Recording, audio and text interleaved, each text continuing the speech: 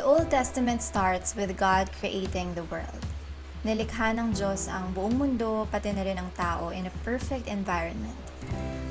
But sadly, man chose to sin by disobeying God, and sin leads to death. Kaya ang naging resulta, the whole world was cursed, and man got separated sa close relationship niya with the Lord. But the good news is, God desires to restore His creation, especially ang relationship niya sa tao. So He called a man named Abraham and promised him that He would bless the world through Abraham's descendants. At ang mga descendants ni Abraham, na kilala rin natin bilang Israelites, they were God's chosen people. And as they grew as a nation, binigyan sila ng commandments or laws ng Diyos to set them apart from other nations. God also made a special covenant or agreement with them.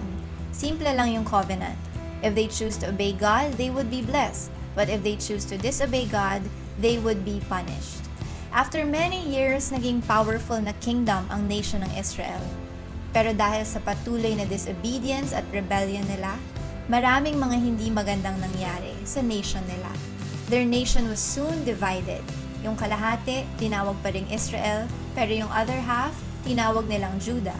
Eventually, both Israel and Judah turned away from the Lord. But still, nagpadala ng mga prophets ang Panginoon to warn them and remind them to obey. Pero dahil hindi sila nakinig, it resulted to their captivity by other nations. After a few years, around 70 years, natapos rin ang captivity or exile nila, and God brought some of them back into their own land. At nagkaroon sila ng pagkakataon to establish their nation once again. The New Testament starts with the birth of Jesus in Bethlehem. Si Jesus, He was the promised king to the nation of Israel na ilang beses nabanggit at na-prophesy sa Old Testament. Jesus was the Messiah, the chosen one para mag-fulfill sa plano ng Diyos to restore and save the world. Jesus fulfilled the prophecy. Namatay siya para iligtas tayo, nabuhay siya muli to defeat sin and death, and His death and resurrection ang naging basis ng new covenant ng Diyos sa mundo. And that covenant is, everyone who will believe in Jesus will be saved from sin and death. This is the gospel. Now, Jesus sent His disciples para i-share o ikalat ang gospel or good news of salvation sa buong mundo.